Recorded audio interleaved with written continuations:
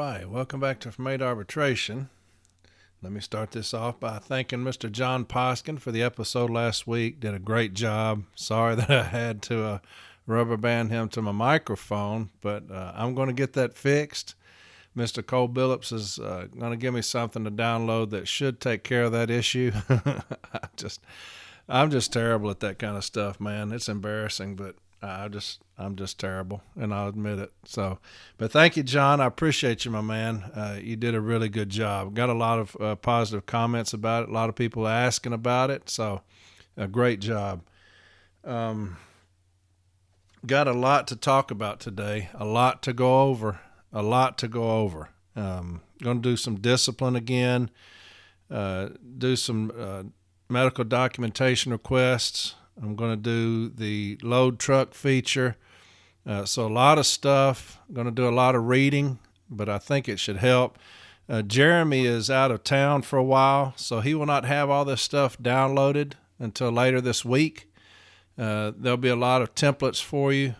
Things that I read today will be on the episode. So just hold tight, and Jeremy have all that up for you. There'll be some things that you'll want to have. Things that you'll want to have for your grievances when we file grievances on this load truck feature and all of that. So, are y'all a big fan of Socrates? Y'all ever read Socrates? One of my favorite sayings from him is they said, Socrates asks, how does one to know who is an enemy and who is a friend?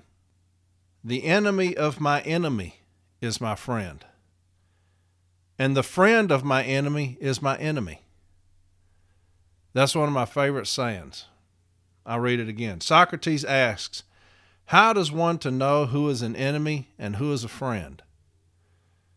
The enemy of my enemy is my friend. And the friend of my enemy is my enemy. Why is that important? Because the rule carriers are an enemy of my enemy, which makes them my friend.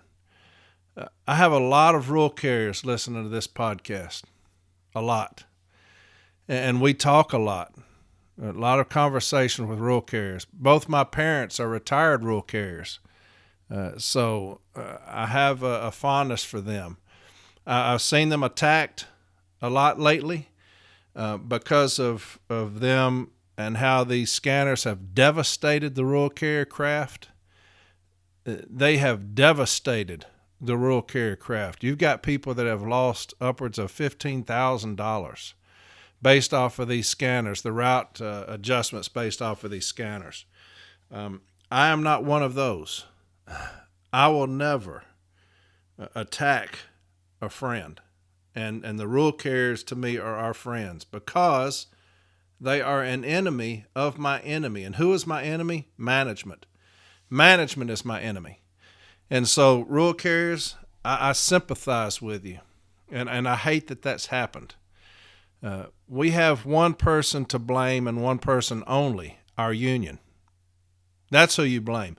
I have never seen the amount of questions being asked on social media about what happened, what went wrong, what did we do wrong, what should we have done, what were we not taught, what did we not learn?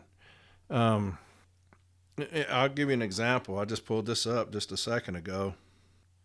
It says, rural carrier out of North Carolina here. I was just curious, how many officers feel they were properly trained for new payment schemes, scanners, all scans, mapping, etc.? Because after 1 year in, I haven't spoken with one office that feels they were. And that's the consensus on everything that I've seen, is that they were not prepared.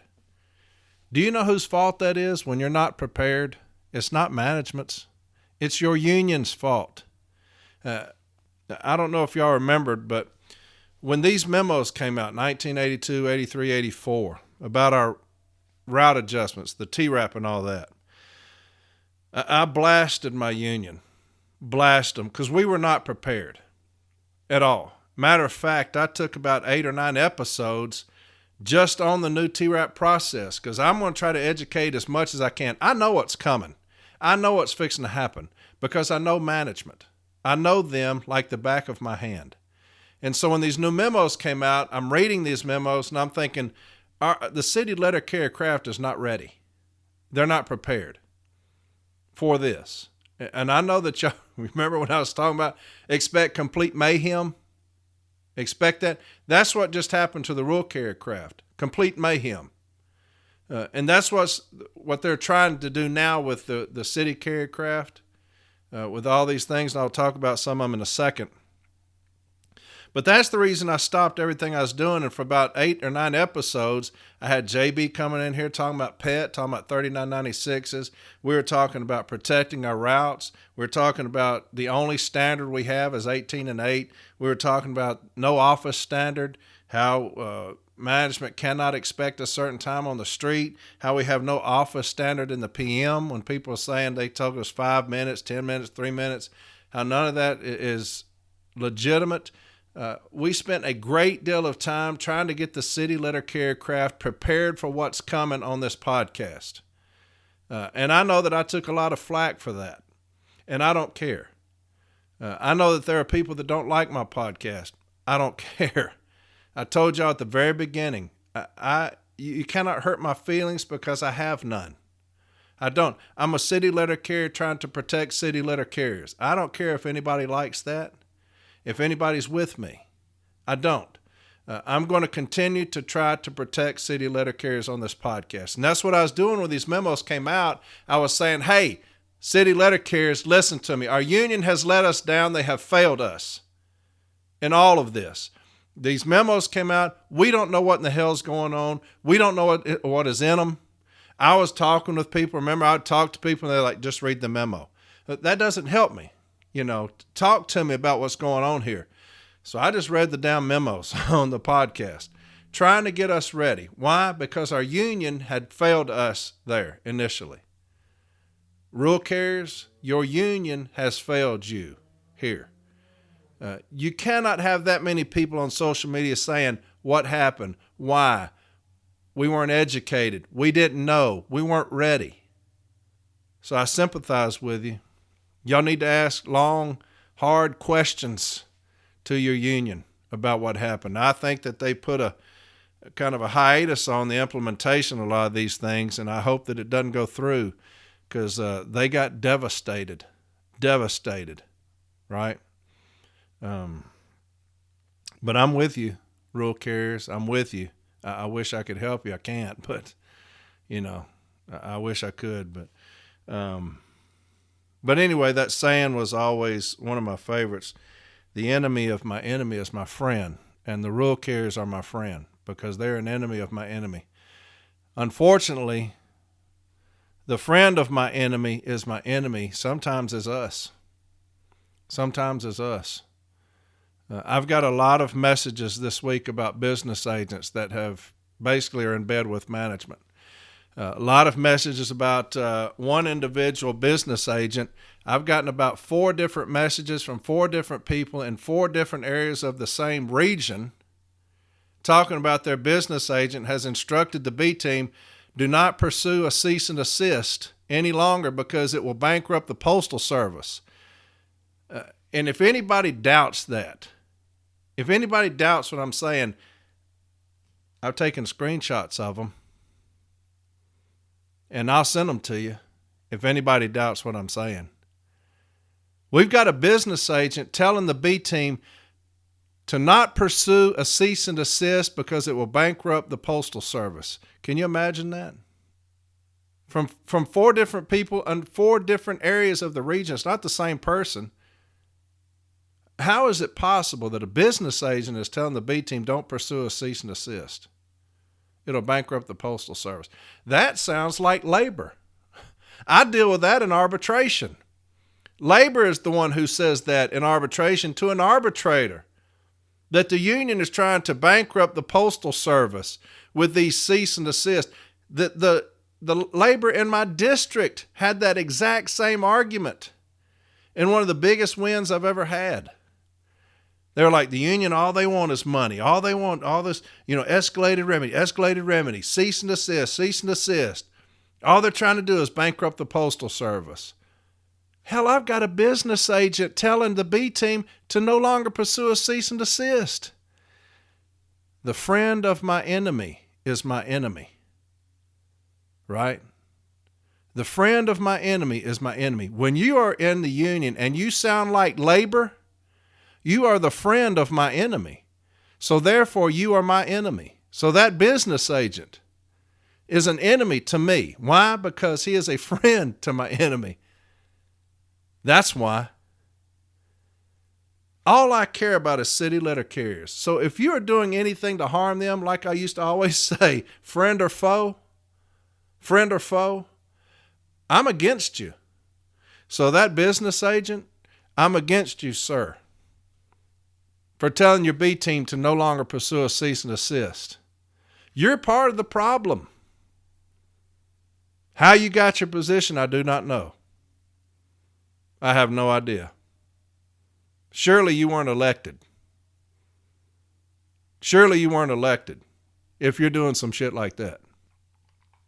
I had an individual, I'll read you something here in a second, said that they went to training, regional training, and in the class, my podcast came up in one of these classes. And an RA was in there talking about me and said that, be careful with him because he calls business agents pieces of shit. That's what he said.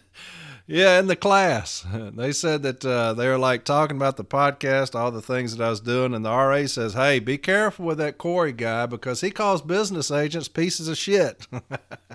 I sure do. I'll call them a piece of shit if they're a piece of shit. Do y'all not see what's going on here? Do y'all not understand what's happening to the crafts? Look at the rural carrier craft, what just happened to them based off these scanners. Look at what just happened to them. I don't gloat in that. I'm not happy about that. I don't rejoice in that. I hurt for them. They're our brothers and sisters as well. Do y'all see what's happening to them? Look at what's happening to the city letter carrier craft right now. How management has completely turned everything upside down in this country, trying to get us one way or another. And I'll get into some things here in just a second what I'm talking about. And you've got business agents stabbing us in the back. I don't understand it. But I will call a spade a spade. I sure will. And if you're a business agent hurting my people, just like that RA said, I'm going to call you a piece of shit because that's what I think you are. Truly. I had a business agent reach out to me, taking exception to something. And I appreciated that. I did. I appreciate it. He messaged me on private messenger and said that, hey, that person you was talking about, we've been dealing with him forever and blah, blah, blah. And I'm thinking, I've never mentioned the name of any person. I've never mentioned a name of any business agent. Right? So obviously I'm striking a nerve somewhere. Because I've never mentioned the name of anybody. So how do you know who I'm talking about? So, anyway, I'm going to keep doing what I do. I'm going to keep holding my people accountable as much as it matters on this podcast. I don't know. It may not matter at all. But I'm going to keep holding them accountable to protect me and protect my people because that's what we pay you to do. You work for us. We don't work for you. So if you're irresponsible enough to tell the B team don't pursue a cease and desist, you're ignorant. You're a buffoon. You're a fool. If that's what you're doing. You're hurting us here. But you had the initial wave of these memos. Our union did nothing for us. The memos come out. We weren't ready at any level. No business agent sit down any kind of directive. Look, here's what's coming out. Here's where we need to be prepared. Here's where we're lacking. Make sure that we're doing this. They were furious at me for getting on here trying to educate, which makes no sense whatsoever. So we get on here, JB and I, and we're trying to tell everybody, look, here's what's coming. This is what we need to do. This is how we need to protect ourselves. This is what the memos say, right? And so, not because of this podcast, but it doesn't go management's way initially, right? They're losing their ass. What happened to the rule carriers, I'm sure, is what they thought would happen to us here. I'm almost positive that's what they thought would happen to us. But the rule carriers are evaluated a little bit different than we are, right? So now you come back around, and from headquarters down, they're giving management false instruction. They're giving management these instructions that they know are not contractual and they know are based on lies. That's what these new rules are based on. Hoping that they can get into some stations, some installations that don't know any better, and maybe steal a route or two based off of this false data that they're putting out there and these false memos and these whiteboards. That's what they're doing now. And I'll read some things to you. These are some things that have been coming out. You know, you talked about the hour office time. That's something new. That's based off of these memos.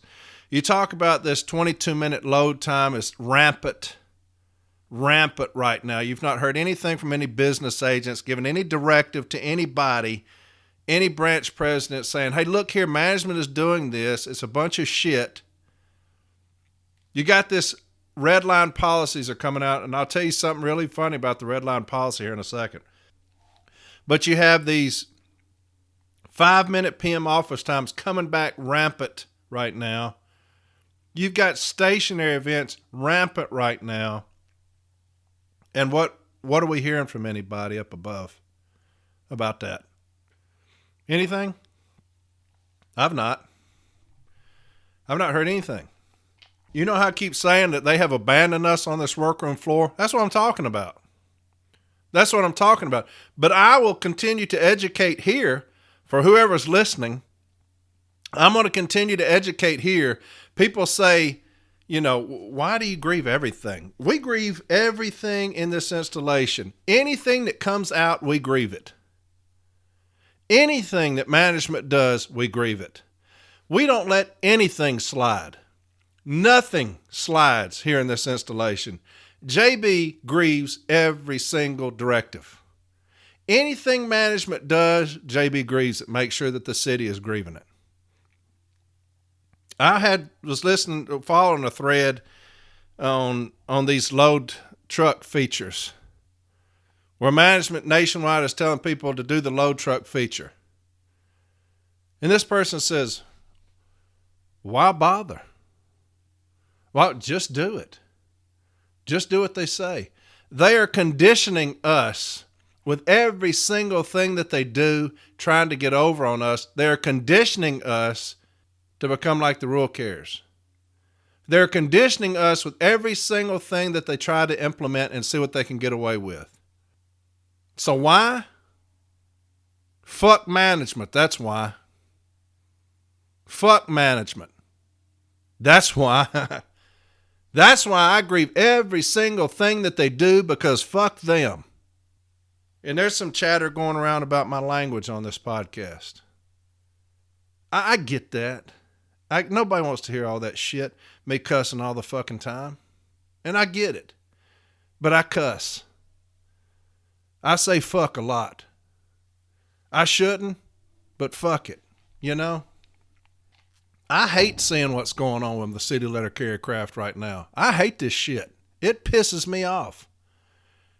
To know people up in Oregon and people down in Miami, people up in Maine are being dogged by management. And we got people saying, why are you doing that? Why grieve? Just do it. Why? Fuck all that.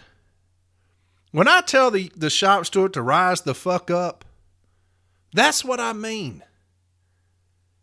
That's what I mean. Grieve every single thing that management does and kick them in the ass with that 8190 every single time. That's what I'm about. That's what I'm about. Anytime they have a new directive, I'm grieving that shit. I'm grieving it. I'm filing the damn grievance. Y'all would be so encouraged by the amount of victories that come into me. People saying, hey, look, we listened to this, we agreed that we won. Hey, this discipline we were going over, we won. Hey, these past practices that we were talking about, we won. Hey, this red line policy that was going on, we won. Y'all would be so encouraged if y'all could see those things. I'm not going to sit there and edit those things out, though, and put them up, but y'all would be so encouraged. I've been dealing with a guy in California, a hellraiser. This guy is a hellraiser, and management is attacking him, and he is a fucking bull. And he's sending me all these victories. They're disciplining them like crazy on attendance, on other things. And he'll send them to me, and we'll go over them together. And he called me the other day, and this is what he said. I answered the phone and said, hello? Rescind and expunge. That's how he answered me when I said hello. Yeah, phone rings. Hello? Rescind and expunge. I said, talk to me, baby. What we got? He said, man, that discipline he's working on, they had to rescind and expunge it. Good for you, man. Good for you. That's what this is all about. People that don't like me, I don't give a shit. People that say that I'm low character because I cuss, I don't give a fuck about that. People that say I don't know anything, I don't give a shit about that. I've been doing this too damn long, baby. Too damn long. I wish y'all could see the victories coming in, though, man. It's beautiful. It's a beautiful thing. The people that say that they're motivated because of this is beautiful. The people that say that their branches are listening to this and are motivated because of this is beautiful. So if you don't like it, I don't give two damn fucks about that. Right? I just don't. I'm going to read some things to you about what's going on around this country. And these are things that have been sent to me from different areas. Listen to this. It says, hey, Corey, I wanted to reach out and say I'm loving the podcast with all the info and rants you provide. It's a great way to get through my route. I'm what you would call a short timer, 6 months as a CCA, 1 year as a regular. This past Wednesday, March 22nd, someone from National came into my office in this installation to talk to us about load times and stationary events. She started with load time, stating that too many people are wasting too much time taking up to an hour to load and that the time allocated for loading was 20 minutes. I asked her where it was that she got a 20-minute load time, to which she said it was a standard. I told her the only standards I was aware of are the 18 and 8 for casing. So if she could show me where it says 20 minutes load time so I can learn how to properly do my job. She said I wasn't going to talk to her however I want and be disrespectful. I responded with, asking questions is not disrespectful just because you don't have the answers, and you're the one being disrespectful coming into my office telling us we're wasting time by not meeting your made-up numbers that you can't show where they came from in the first place. Our POOM told all the carriers to go back to their cases and stop the meeting before she could get into stationary events. Just want to let you know. Here's a carrier with 1 year. You got a POOM coming in, somebody from National coming up. He meant headquarters. National's us, headquarters them. Ranting to the carriers about stationary events and about load time, saying, hey, y'all aren't making your load times. Y'all are taking up to an hour to load, and 20 minutes is the load time. This cat says, hey, where are you getting that from? It's a standard. Do you know where they got that from? These fucking memos. It's rampant right now. It's rampant. We need more people like this cat to hold up the hand and say, excuse me. Yes, ma'am. Where are you getting 20-minute load time at? It's a standard. Fantastic. Could you provide that for me? You're not going to talk to me like that and be disrespectful. I'm just asking you to provide it for me, if you could, so that I can learn. We'll just end this stand-up talk. That's probably a good idea. That's what's going on right now. You got people from headquarters coming down. I've got another one I'll read to you in just a second. saying, hey, y'all aren't doing anything. Y'all are wasting time out there, even though they've not watched us. Y'all are wasting time out there, taking up to an hour to load. You get 20 minutes to load. Where is that at? It's a standard. Y'all see what I'm saying? Headquarters is coming down with the poom saying that. Where are people at? Where's the business agent at? Raising hell about that.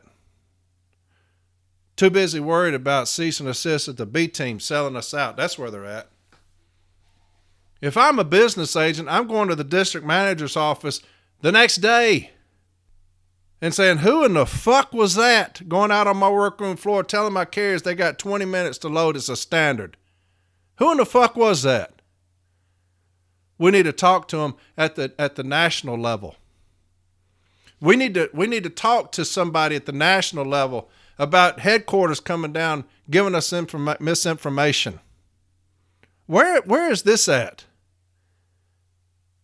What is happening with us at the NALC? When did we become such pansies? I don't understand it.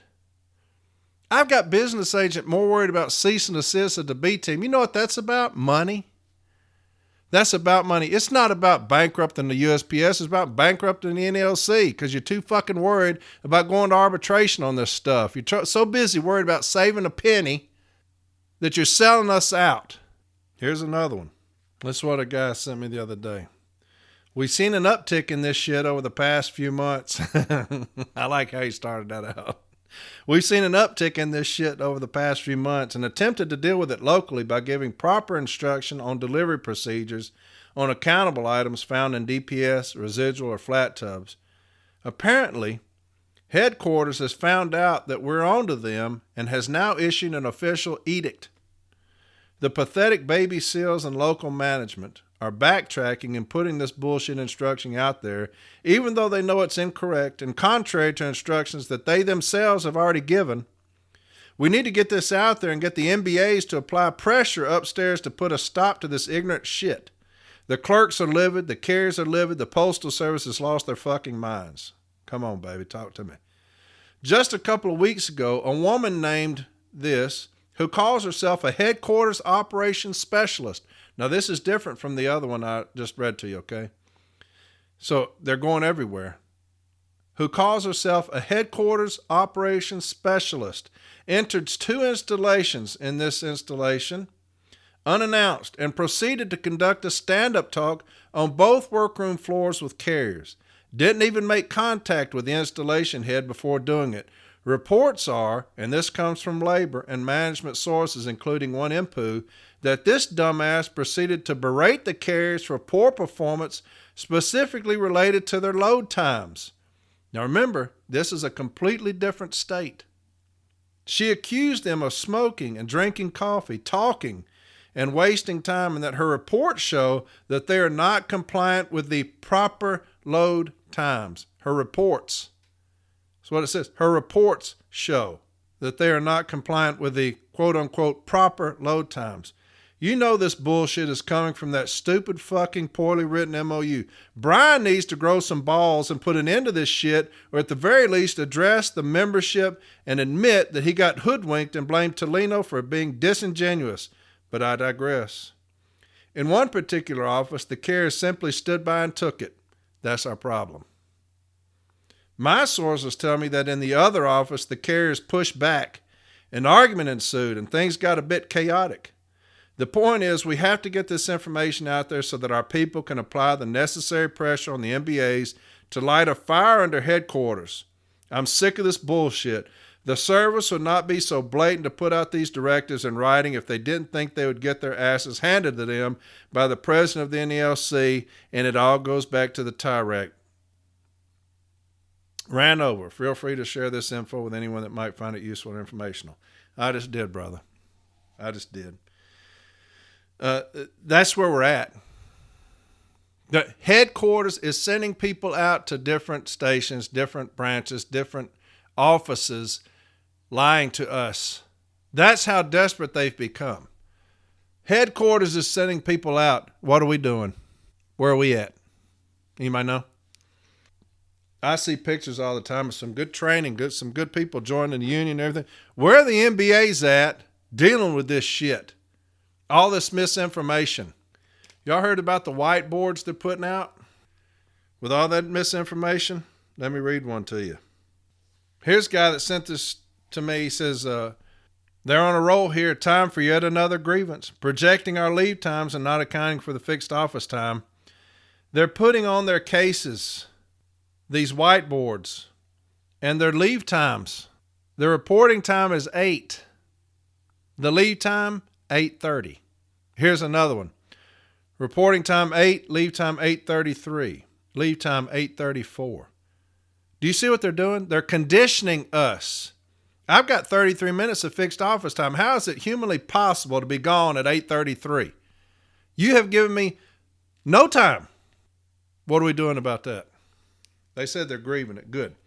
I'd ask them where they got that from, because they're going to say what? Pet? Because Pet takes out your fixed office time. That's what they're going by. Remember again, when this first started last year, I said, mayhem. Watch how they bastardized this. We did extensive episodes on Pet, getting y'all ready for that. Extensive episodes on DOAS, getting y'all ready for that. Extensive episodes on curtailing mail, on 3996s, doing everything we possibly could on this podcast to get you ready, because I could see this shit coming. You don't have to work here forever to know what these dumb fucks are fixing to do. This is what they do every single time. Here's another one. They've got these big whiteboards with the dry erase markers. And here's what it states. They put some inspirational quote on there. It says, the key is not the will to win. Everyone has that. It is the will to prepare to win that is important. That's beautiful. Then they got this data, 3/14/23. Office variance, 60 minutes. Office variance, 60 minutes. In blue, which means good, says minus 0.26. Great job. Load time variance, 22 minutes. In red, 0.06. 12 routes met the goal. 13 did not. They're conditioning you. Folks, I don't want to sound like a conspiracy theorist. I said at the very beginning of these memos, I don't want to sound like a conspiracy theorist. Everything that I said would happen has come true. Expect mayhem. Watch how they bastardize this shit. They got the shit on whiteboards now. I'll read it again. Load time variance, 22 minutes. In red, 0.06. 12 routes met the goal. What goal? The goal of 22 minutes load time? I'm going to ask them, where's that goal at? Where are you getting a variance of 22 minutes? Where's the goal? We didn't know that there was one. 13 did not. 0.20%, 9 routes met the goal. Here's another one. Goal, depart to route versus geo depart. That's scanner data. In red, 0.40, 0.57. Here's another one. Goal, 0.25. Here's the goal, 0.25 time. Stationary time. In red, 0.47, 33 instances. 0.42, 23 instances. There's another day down here when I tell another number. But it says stationary time, 0.47 in red, 33 instances. I'm going to ask them, where'd you get that at?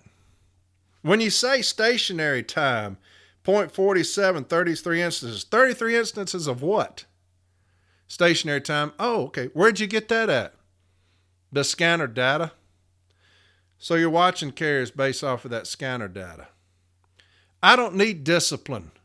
You've got it on a fucking whiteboard that you're watching me, that you're spying on me and using covert techniques. I can't trust my union to go forward with that motherfucker, though.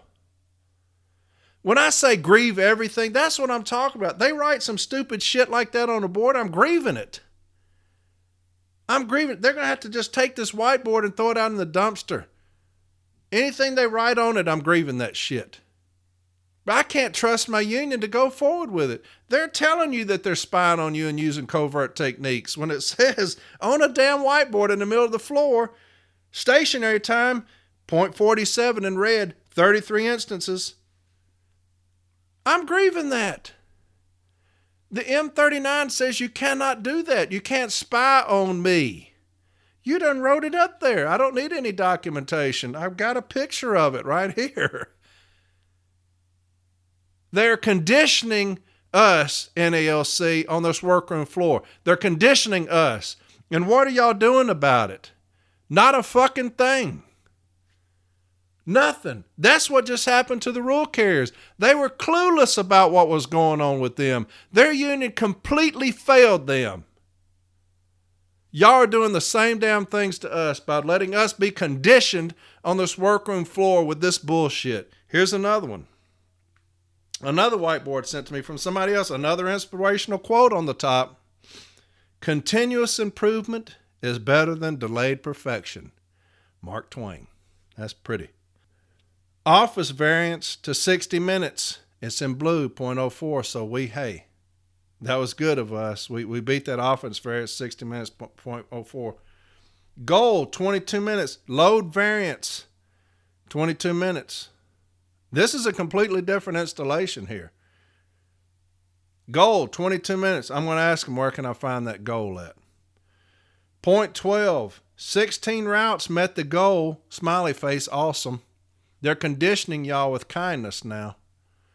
We want to make the boss happy. Look at the smiley face you put on there for us. We need to make them happy. Fuck them, man. Fuck management. Look at what they just did to your brothers and sisters in the rule carrier craft. Look at what they just did to them. Took $10,000 from them. I don't give a fuck when they get back off their routes. I don't care if they leave at 7 and get back at 8. They fucked that craft, man. And we got people rejoicing on our side? Who in the fuck are we? What are we doing? That's our people right there, man. They're trying to do the same shit to us. With this bullshit, they're conditioning y'all to fuck y'all. They're saying an office variance, a 22-minute load variance, stationary times, hours per route cap. They're conditioning y'all. Do y'all know what management's going to do when they come in there and take 4 routes out of y'all stations? You think they're going to put up a smiley face for you and say, thank y'all so much for saving us all this money on these routes. Y'all did so good, we're going to take 4 routes out for you. Here's a smiley face written on a whiteboard. And we're kissing their ass? We got business agents kissing their ass. We better wake the fuck up, man. We better wake the fuck up. They are conditioning the city carrier craft with this bullshit right here. And we're not doing a damn thing about it. I'm going to keep reading it. Load variance, 22 minutes. It's in negative, 0.12. 16 routes met the goal. Awesome, smiley face. Goal, 20.25. Stationary time. It's in blue. We did good there. 0.31. 18 instances. They're telling you there that they're spying on you using covert techniques. I'd ask for the 4584s for the 18 instances of stationary time. Where's the 4584, please? I'm going to put an information request for the 18 instances of stationary time. I've got a picture of this whiteboard, so don't go over there and erase it. Let me see the 4584s. We don't have any. That's a fucking grievance. That's a grievance. Where's 22 minutes? Where's the goal at? 22 minutes load time. Hours per route average. 8.44 average is in red. These routes are heavy. 8.44 average in red. Why is that in red? Why ain't that in blue? Do they think we did a bad job because our routes are average at 8.44? Why didn't you put that in blue for me? That's good for us. Here's another thing somebody sent me. They're conditioning us. My manager is going around yelling and swearing at carriers for taking too long to load the truck. Says we have to be done in a certain time. Does anybody know if there's a set time limit to load trucks? Yesterday I got yelled at, and the clerks were still throwing parcels. He told me to leave from my route and come back when they were done. They only had 2 pallets left. I feel like this is a time-wasting practice. Y'all hear that? My manager's going around yelling and swearing at carriers for taking too long to load the trucks. He would do that one time. He would do that once. You would go around yelling and screaming one time in my station, and I would end that. I said, let me holler at you in the office just for a second. Come in here, let me talk to you just for a second. Don't ever go on that workroom floor and start yelling at my carriers again. Do you understand me? Don't you ever raise your voice to a letter carrier again like that. If you got an issue with a letter carrier, bring them back to the office and we'll talk to them. Don't you ever raise your voice to a city letter carrier on my workroom floor. I've had that talk with numerous supervisors and managers that come out there acting a fool. The second that voice is raised, let's go back in the office and let's talk just for a second. Shut that door. My name's Corey. I'm the shop steward here. Don't ever do that again on that workroom floor. You will not treat my carriers with disrespect. So anyway, my manager's going around yelling and swearing at carriers for taking too long to load the truck.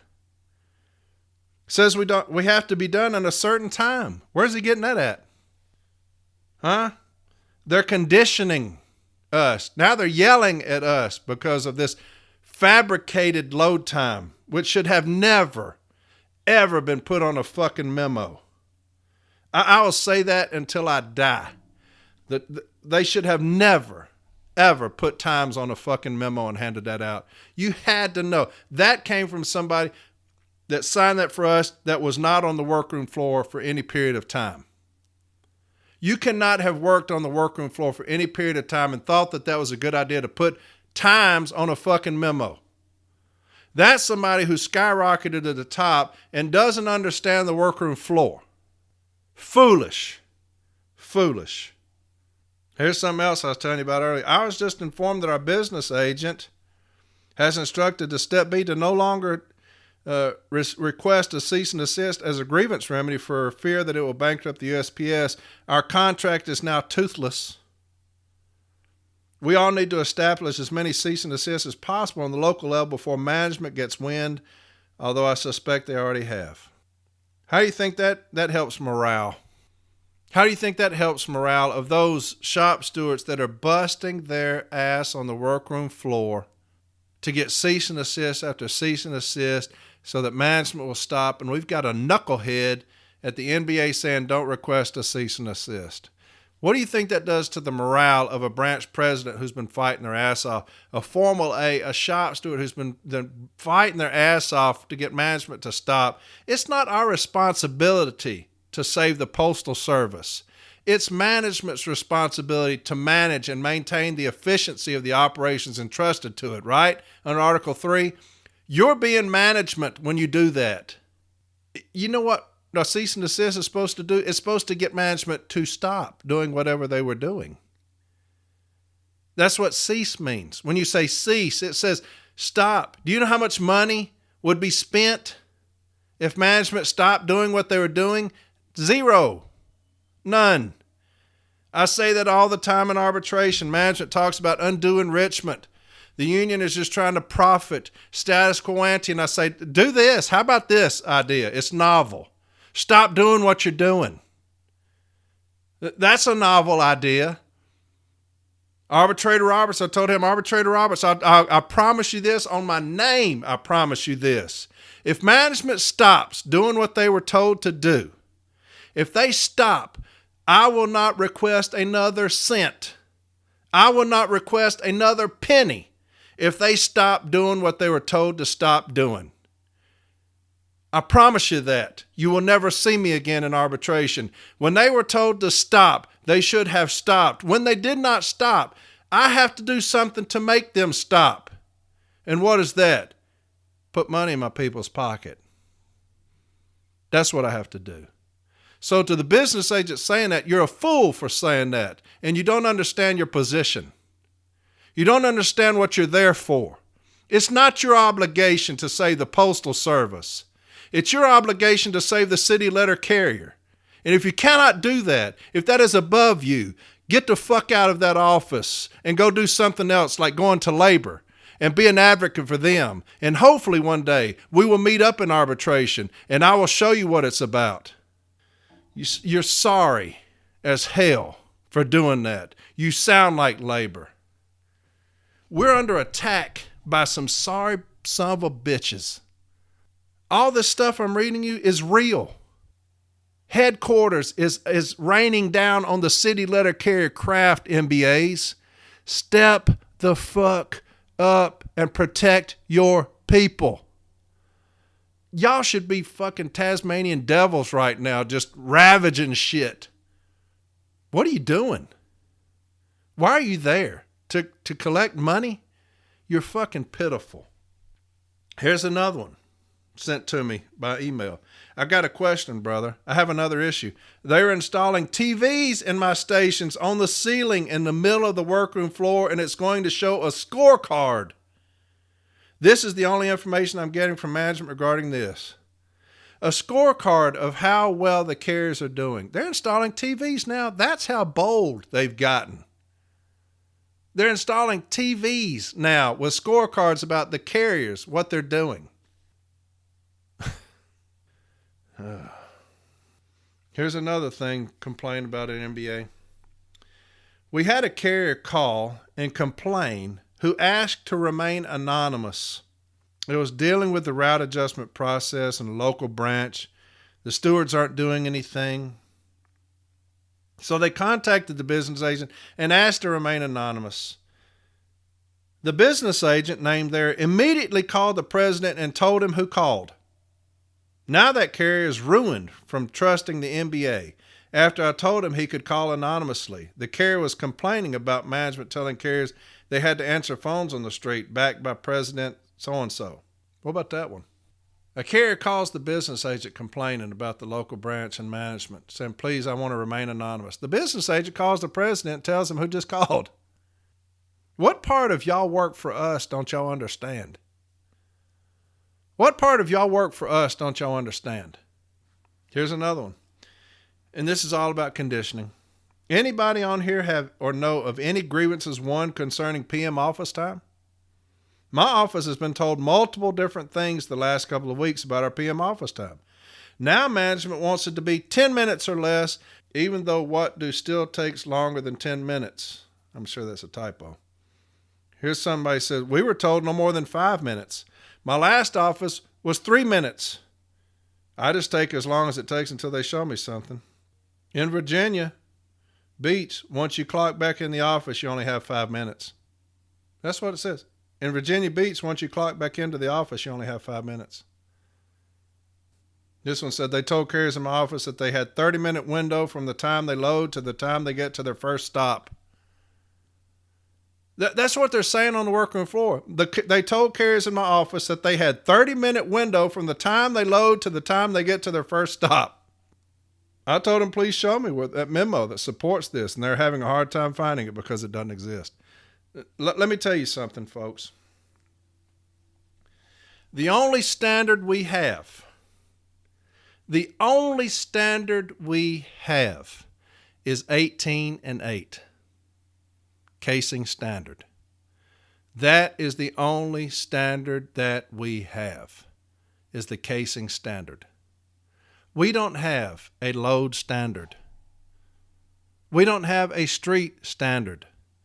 We don't have an 1 hour office standard. We don't have a PM office duty standard. We just don't. I don't care what management says to you. The only standard we have is 18 and 8 casing standard. That is the only one. If they say we have 22 minutes load standard, that's a grievance. If they say we have 5 minutes PM office time standard, that is a grievance. If they say your route only takes 3 hours on the street, that is a grievance. A lot of people are saying that the 39.99s are being done and management's holding them to that. JB's going to do an episode on that soon. They're trying to give you a demonstrated performance. We don't have a demonstrated performance. When they go on the 39.99 ride and they say, hey, look, you're taking, you got the same amount of volume today as you did yesterday, and you're asking for 30 minutes and only took you 8 hours. They are trying to give you a street standard when they do that. We don't have demonstrated performance because every day is different. Okay? So do not fall for all of that shit. 18 and 8 is the only standard that we have. We have no other standard. We have no other standard. Okay? Stationary events is something made up. I would not answer questions about stationary events. If they took me in the office, I'd say I'm working. Well, it shows stationary events. What did you see me doing then? I was delivering mail. What did you see me doing? I didn't see you doing nothing. I got to get back to my route if you don't mind, because you're wasting my time. I was delivering mail. Well, here it shows you're stationary for 6 minutes. What did you see me doing? I didn't see you doing nothing. Then why am I in here? If you saw me doing something, you should have stopped me the day you saw me doing it on the street and said, why are you sitting here? But you didn't, because your fat ass is sitting here at the desk looking at a fucking computer. That's what you're doing. You're bothering a busy man here, right? I was delivering mail. It just pisses me off. Here's where it's getting. Here's a thread of about 1,000 comments that I was watching the other day. And this is where the consensus is, not just the rural union. The entire postal service needs to be represented by a private union. Union's losing steam. Management's not afraid of the union at all anymore. There it said it. You should see the crap they're getting away with in my office. Union does nothing. When I was employed with the USPS, I would not join the union for this reason. It goes on and on and on and on and on. I think that the union thinks that they're immune because they are the sole representative of the crafts, and they think that they can be lazy as fuck with no repercussions. They think that since they are the agent, as I read that one time, they are our agents, they're designated. We can't go outside the union and get somebody else. They are lazy, fat, and worthless.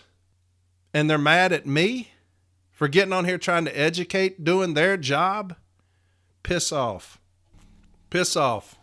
I don't give a fucking fuck what anybody thinks about me for doing what I do. I swear to God, I don't. I'm here for one reason and one reason only, to protect my carriers nationwide. And if you don't like it, you can kiss the entirety of this crack right now. All of it. That's what I think about you if you don't like what I'm doing. I got some more. I'm going to keep going. This episode's going to be 3 fucking hours. I don't care. And I've got a lot of stuff I've got to do next week. JB's going to come and do a lot of stuff. I got so much stuff I'll never catch up. But we're going to keep doing it. Here's another one. So we just had a stand-up about 22-minute load time and 1 hour office time. I know these aren't contractual, and it's something we're all hearing at all the offices. My question regards to overtime or pivots. Since they want accuracy through the scanners, I've been loading my route up and then switching my route over in the scanner to whatever overtime pivot I have and loading up those parcels as well. And if they are upset about our 22-minute load times, this should be added into that.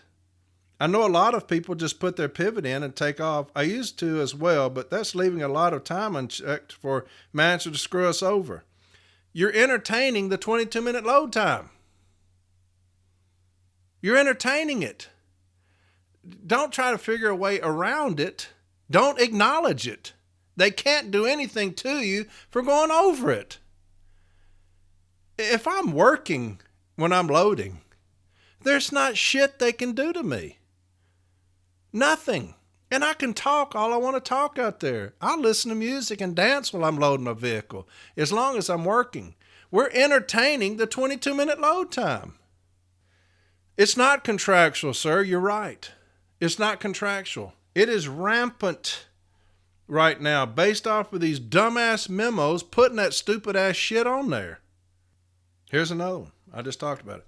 I hope you guys can help. My station had the route inspection via the scanner, and we had all our routes adjusted to as close to 8 hours as possible. So management says my route recently had a 99 done this week. Unfortunately, it was an easy mail day, and I finished my route an hour early. Now my manager is stating that this is demonstrated ability and expects me to be done an hour early every day. I'm informed management that every day is different and that the route adjustment team said my route was a full route, 6 hours, 20 minutes on the street. Since the 99, management has given me a pivot and directions to be done in 8 hours. I've informed management I'm unable to complete my route and the pivot to make an 8-hour day because my route isn't under time. I've been given a 1017B unauthorized overtime entry the past 2 days.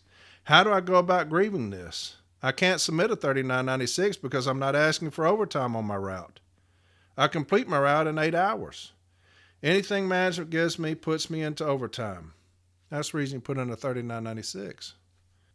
That's where they're going. Just had a route inspection. They go immediately on a light day and do a 3999. They're going to try to circumvent the TRAP process with that. They're going to try to circumvent the TRAP process by doing a 3999 on a light day after your route's already been evaluated by all of this data, all of these weeks, all of this scanner data. They're going to come in and do a one-day count, and JB's going to talk about one-day counts, how they can't be used against us. It'll be a very good episode. But they're going to use this one-day count, the 3999, to show a demonstrated performance. They can't do that. They cannot do that. If you're being input into a 1017B log, have your shop steward grieve that to get it removed. You can do that. Jason actually did an episode on unauthorized overtime. Listen to that. Get it removed. They've lost their ass initially on these route inspections. Now look at what they've done. Look at what they're trying to implement to steal from us. They're lying to us. They're falsifying data. They're making up standards. They're making up office times. They're violating Article 5, changing our work methods over and over and over again. And we've got people saying, what difference does it make? Just do it. Just do it. They're conditioning you.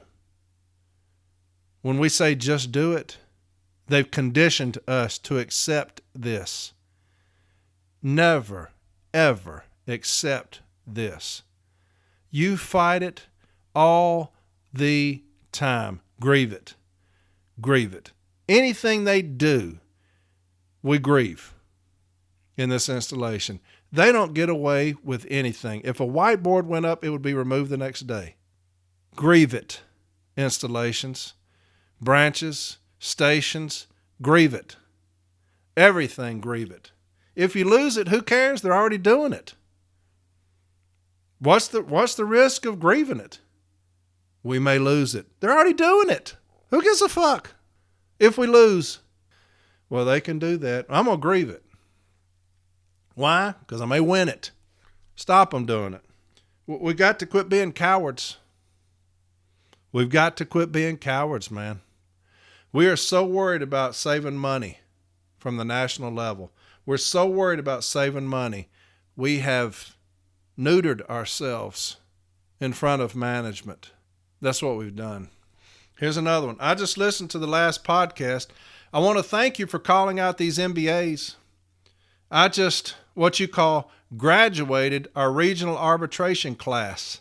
Let me tell you, you and my president are two opinions I respect. I left our region training defeated. I feel like what I learned was to pre-arb everything possible. I sent up 2 removals a few weeks ago, and after this training, I have zero hope for these dues-paying members. Our own RAAs were telling us guilty is guilty, or in the practice case, the arbitrator was wrong that they should have been put out. How the fuck can an MBA or RAA ever say that? I decided I don't wish to go any further because it's ugly the higher you go, and I make way more of a difference here. Keep doing what you do. What about that shit? What about that? Here's an individual that's looking to go up, and he's studying, and he's working, and he's practicing, and he's grieving, and he's contending. And he says he goes to this training, and it says all they told him to do is pre-arb everything. That's saving money. That's saving money. For what? What are you saving money for? Who cares if we're the richest union in the country? What are you saving it for? You work for me. Represent me. And he says that they had these removals. And the RAs are saying guilty is guilty. and had an arbitrator bring a carrier back and said that arbitrator was wrong. The carrier should have been put out.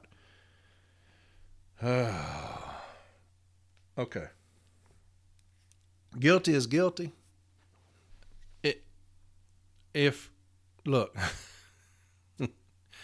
what did I say that time? Y'all remember y'all got a kick out of me saying that I don't care what you've done.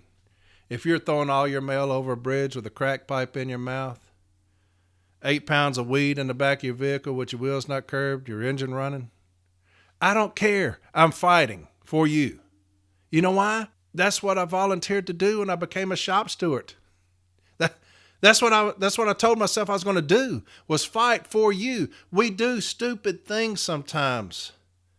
Sometimes we come in and we do dumb things, really dumb things. I have seen some dumb things happen. We do things that we should not have done. Does that mean guilty is guilty? Are you fucking stupid? Who in the fuck said that? That's a union representative at the business agent's office saying that? What in the hell? Who are you? And you're representing us? My God. I don't care what you've done. I don't care. I'm coming. I'm fighting. I'm looking for anything and everything I can to get you back. And we've got RA saying guilty is guilty? Son of a bitch. The enemy of my enemy is my friend. The friend of my enemy is my enemy. RAA, you are the friend of my enemy. Business agent saying that cease and desist, you are the friend of my enemy. So you are my enemy. You don't like me? Fuck you. I don't care. You are the enemy of me. You are the enemy of my brothers and sisters because you are a friend of my enemy, which is management, which is labor, which is all these different positions that come down on my workroom floor and chastise and berate and belittle my carriers on the workroom floor. And y'all are saying, what? Guilty is guilty. Don't do a cease and desist. We're going to sit up here and save all this fucking money. Y'all fend for yourselves. You're bitches is what you are. I wasn't even going to do this. It's been an hour and 10 minutes. I've not even started. I wasn't even going to go here. You know? I told myself, honest to God, I told myself I'm not going to cuss this episode. I can't fucking help myself. Because I see my city letter carriers being done like this. Good God. This is crazy. I've been speaking an hour and 10 minutes. I've not even got into what I was going to talk about. Son of a bitch. Here's another person that sent me this. This is a different person. They did a $39.99 on me Wednesday. They are saying that if I finished an hour early on that day, they will use those numbers. If my volume of DPS and parcels are more than what I had Wednesday, then I should take longer to do the route. If my volume is less, then I should take less time to do the route. They, in effect, said I have to show them they were wrong. I ain't got to show them a fucking thing. You're using demonstrated performance. All I'm going to show you is 18 and 8 and a $39.96 if I need overtime. That's all I got to show you. That's all I'm required. 8 hours work for 8 hours pay. I'm working from the time I clock in to the time I leave. We're the only craft that's held to that requirement. We're the only ones that from the time we clock on to the time we leave, every second is accounted for. I ain't got to show you shit. So Thursday, Friday, and today my volume is less than the day of the $39.99. I've demonstrated that it takes what it takes. My pacing myself so as not to run through the route. I make sure to finish my route in 8 hours. Then I can complete whatever split pivot they have for me. Because that extra work is putting me over 8 hours. They are hitting me with a 10-17 unauthorized overtime. Now this is a different person than the one I read before. Never mind the fact that I verbally inform management in the morning that I won't make 8 hours with the extra work. I also send a text message at 2 p.m. to keep them informed of my progress and to again let them know I won't make it in 8 hours. You're doing everything you're supposed to do. Good for you. Good for you. You're doing everything that you're required to do. We'll get that 1017B entry taken out of there. Okay? That unauthorized overtime. We'll get it taken out. We'll grieve that and win that. All right? You're doing everything that you should do. So now they're doing 3996, 3999s immediately after the new route adjustment process when they come in and evaluate our routes. Here's their thing, coming in with 3999s. You've got this much mail, so every day you have this much mail should be hour and under or 30 minutes under. That's their new ploy, okay? They're trying to give you a demonstrated performance, which we don't have, all right? Educate your people on that. It takes what it takes on the street in the afternoon. Here's another one. We now have whiteboards at all city cases. The boards have been in place for a while. That's what I was just reading y'all earlier. Management has just started to write the DOIS information on the board. I want to nip this in the bud as soon as possible. Attached is a picture of the information they're putting on the boards. Any advice on how to attack this would be greatly appreciated. I'll probably have a hard time getting statements. I'm planning on using the pre-arbitration agreement that states DOIS cannot be solely used to determine times. I also point out how inaccurate DOIS is by comparing it to an 1838C done yesterday on our carriers. Has anyone else won this grievance to get management to cease and desist using these boards? If so, can I get a copy of the grievance? I want to make a great argument so my grievance doesn't get dropped somewhere along the line without getting the cease and desist. Well, hopefully you're not in the region of that business agent who just said, don't do a cease and desist. You're fucked. So there's another one with the whiteboards. Here's another one. So they just put these up, whiteboards. DPS, got the number DPS. Your leave time, 8:39. Your return time, 3:19. That's put up at each case. So it's got DPS, it's got your leave time, 8:39, and your return time, 3:19. Grieve that and win it based off of DOIS, the DOIS memo. Okay? Well, they're not issuing discipline based off of DOIS.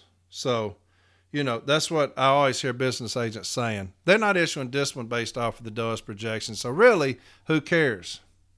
Had this guy send me this. It's a notice of removal. Let's get into some discipline, okay? Let's get into some discipline. I've done enough bitching. Let's get into some discipline. Here's a notice of removal. Let's read it together.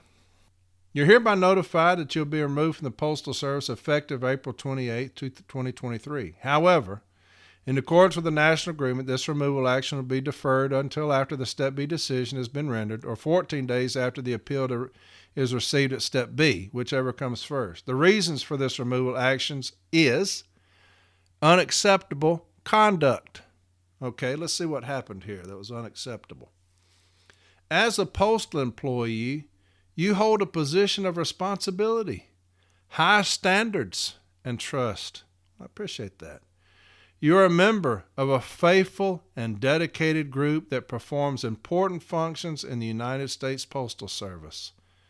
You're expected to conduct yourself during and outside of work hours in a manner that reflects favorably upon the Postal Service.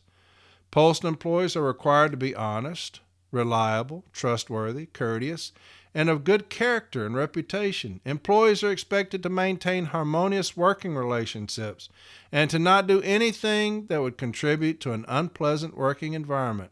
This kind of sounds like the ELM, doesn't it? All Postal Service employees have a right to perform his or her assigned duties in an atmosphere free of threats, assaults, and other acts of workplace violence. My God, what did this person do? We are committed in the effort to ensure a safe working environment for all employees. Threats or assaults made directly or indirectly toward any employee or Postal Service customer, even in jest, will not be tolerated. Man, I can't wait to hear what this person did. This is fixing to get serious here. As such, the Postal Service's workplace must be one in which all employees are treated with dignity and respect by supervisors, subordinates, and coworkers. However, Despite these reasonable rules and expectations, you have engaged in unacceptable conduct that does not reflect favorably upon the Postal Service. Here we go. On 2 separate occasions, you failed to follow both written and verbal instructions. The first time on Tuesday, 2/7, when given direct written instruction on rims, and then verbally instructed from 204B son of a bitch, and a second time on Monday, February 13, 2023, when given written instructions on ribs, and then verbally from OIC son of a bitch. Okay? Tuesday morning on February 7th, you filled out a PS Form 3996 for 1 hour and 50 minutes of assistance overtime. A 1-hour pivot was taken from you in the morning. You were told that a half hour of the 1 hour and 50 hour was disapproved as the data in DOIS did not support that she would need that time. You messaged in on RAM system that you would not be finished until 16:30. The same morning, Postmaster son of a bitch informed you that you did not have a valid medical restriction as you did not respond to the certified letter that was sent to you requesting to update such items. You were asked to provide updated medical documentation on 2 separate occasions, which you failed to do so in the allotted time indicated on the request. One that was delivered and signed for by you on November 8th, which you failed to provide the requested documentation as indicated within the 7 days. On February 13th, Supervisor son of a bitch had communicated the estimated return time for City 8 was 7:30. Wonder how they got that estimated return time. You were also informed by so-and-so that you were mandated on your own route. At 15:33, 204B son of a bitch received a REMS message from you, NMDB 8 past 4 MI, translated to mandated past 4 for me. At that point, 204B son of a bitch had no additional help to send and instructed you to finish the route. At 15:38, you sent a reply to REM's message to 204B son of a bitch and stated, "Are you giving me a direct order to violate my medical restriction?" You failed to follow 204B son of a bitch's and OIC son of a bitch's verbal instructions to finish your route. You chose to return to the office and did not complete your route that day. An express mail was also delivered on February 15, 2023, instructing you to provide medical documentation, which you failed to provide. The requested documentation is indicated within the 7 days. During the investigative interview held on February 23rd, you stated that on February 7th, you did not follow the written instructions and did not finish delivering mail on the route for that day. You also agreed that you did not follow the verbal instructions given to you by 204B son of a bitch when you returned to the office with delayed mail. You stated that you did not want to go over 1600. You stated that on February 13th, you did not go back out to finish your route, even after written REMS, this thing is written horribly, instructions, and then again after being instructed verbally from OIC son of a bitch. In addition, the following are elements of your past record: 14 days for unacceptable performance, which has nothing to do with unacceptable conduct. A 14-day suspension for unacceptable conduct. Your unacceptable conduct is a violation of your duties and responsibilities as a postal employee, as well as a direct violation of 66511, 66513, 66516, 6653 of the Employee Labor Relations Manual. It is also a violation of the KSMO District Conduct and Discipline Policy, where it states that falsification of claims or records, including but not limited to leave requests and medical documentation, may be subject to disciplinary action up to and including removal. So here's somebody that was disciplined because they failed to be back when DOIS said they should. And also they have medical documentation, and management said they requested that medical documentation and update, and you did not provide it. And that they discipline you for bringing mail back because you refused to go over your doctor's medical restrictions. So we have DOIS projections, which I would bring up the memo, and I'll talk about it here in just a second. We also have management trying to force a letter carrier to go over their medical restrictions, which we never, ever do. I don't care who tells you to do it. I don't care if the postal inspectors come in and tell you, go over your medical restrictions. I'm going to give them the middle finger in their face and walk out. If the poom comes in and tells me to violate my medical restrictions, I'm going to hold up my middle finger in his face or her face and say, right there.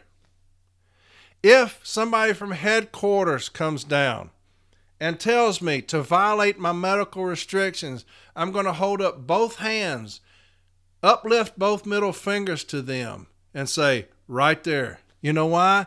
Nobody will ever tell me to violate a doctor's medical restrictions. Why? Because they're not doctors. That's why. They're not doctors, and they're not my doctor. That's why. My doctor went to school a long, long time to diagnose me and to tell me what he thought was best for me or what she thought was best for me. And they thought that what would be best for me is to put me on some form of restriction. And with that restriction comes what? Responsibility on my part to obey those restrictions. Management doesn't care one damn thing about your restriction. They don't care.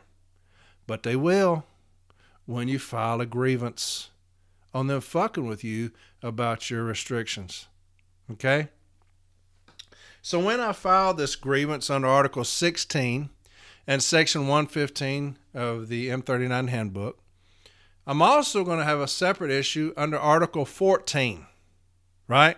Did management violate Article 14 by mandating me to violate my doctor's medical restrictions, right? That's a second issue on that. And the reason I'm saying this is because I told the person I'd go over it on this episode. So that's what I'm doing. So I'm making a separate issue, okay, on that. I'm going to incorporate with Article 14, Article 19 via M1807. Article 14 and 19 via M document 1807, which states in part, the case is significant because it highlights a growing trend in USPS EEOC complaints, allegations that managers are disregarding employees' medical restrictions. In this particular case, the judge found that management was on notice of the carrier's restrictions by virtue of medical documentation she had submitted to management, as well as her statements regarding those restrictions. The carrier's primary restrictions were a limitation that she could work no more than 8 hours per day and a requirement that she be granted a 10-minute stretch break every hour. The judge determined that the carrier was frequently required to work more than 8 hours and that her workload was not adjusted to allow for the 10-minute breaks. There was also a finding that the carrier was harassed when she attempted to abide by her medical restrictions. Do you think that management issuing me a removal for not going over my medical restrictions, for not violating my medical restrictions, do you think when management issues a removal to me that that is a form of harassment? You damn right. You damn right. Yes. Yes. It is the ultimate harassment. I'm telling you that I have a medical restrictions, a doctor's restrictions. I'm telling you that. You know that I do because you asked me to update them. So you know I've got them. Why would you ask me to update something you didn't know I had? Right? So I tell you, I'm not violating my medical restrictions. I'm bringing the mail back that you gave me. And I'm going to leave the mail. I don't care if they threaten me with delaying first-class mail. I don't give a shit what they threaten me with. It's your mail. Why? Because my doctor has said it's your mail. Because it's over 8 hours. And see, what this is my medical documentation. It says I can't do that. So therefore, I'm not doing it. So I got the DOIS memo, right? I've got the DOIS memo. Talks about what? You can't base my leaving or return time off DOIS. We're going to beat it with that. And then you've given me a removal based on medical restrictions. Article 14 and 1807. You're supposed to maintain my safety, right, with the help of the union, but that's your responsibility to make sure that I'm safe. I'm going to say that you're not concerned with my safety if I'm telling you that I have restrictions. You know that I have restrictions, and you fired me for not violating those restrictions. I'm going to say that's a violation of Article 14. I don't know about you, Mr. Arbitrator, but when I say that the Postal Service is charged with maintaining my safety and they fired me for not going over a doctor's restrictions, I'm going to say that's a violation of 14. Also, 1807 kind of applies because management's been put on notice. This memo says it, that they've been told to quit doing the shit that they're doing. They're doing it anyway. Okay? So that person who sent me that removal, based off of the removal notice, that's where I would go. Now, I don't know. I haven't seen the investigative interview because I'm going to look and see if they listed any of these 15 things that they cited I violated. I'm going to see if they did that. I'm going to say no. Okay? Let's talk about time projection tools, okay? Let's talk about time projection tools. And then I'm going to talk about, I'm going to read a lot on the doctor's request, when management requests documentation, okay? And I got some more shit. It's going to be a while, I told you. I shouldn't have ran it for an hour, but it's just how it is. Time projection tools. Now, this is what you're going to use on this removal, okay? When we're dealing with the DOAS part where they said that DOAS said you're going to be back this time, okay? So we got two portions based off your removal. You got DOAS and you got the medical documentation. I just told you how you're going to beat the medical documentation. And I'm also going to give you something here in just a second JB sent me. Time projection tools, all right? Recently, NELC received notification from USPS of a change to the Delivery Operations Information System, DOAS, a time projection tool used in many locations by management to estimate the daily workload of city carriers. USPS informed NELC of its intent to reduce the amount of time allocated to parcel delivery from 90 to 60 seconds per parcel when DOAS estimates a route street time. This change to DOAS does not modify any contractual rights or handbook provisions for city letter carriers. You hear that? Management has come in and said, hey, look, we used to give them 90 seconds per parcel put into DOAS. We're going to change that to 60 seconds per parcel putting into DOAS. So they're evaluating y'all's routes on 60 seconds per parcel.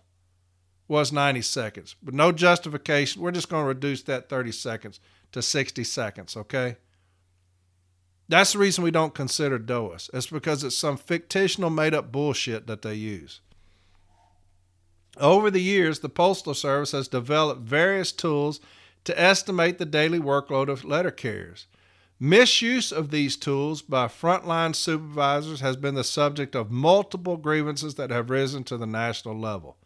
It is important for letter carriers and shop stewards to understand the national level settlements pertaining to time projection tools and how they relate to the use of these tools on the workroom floor.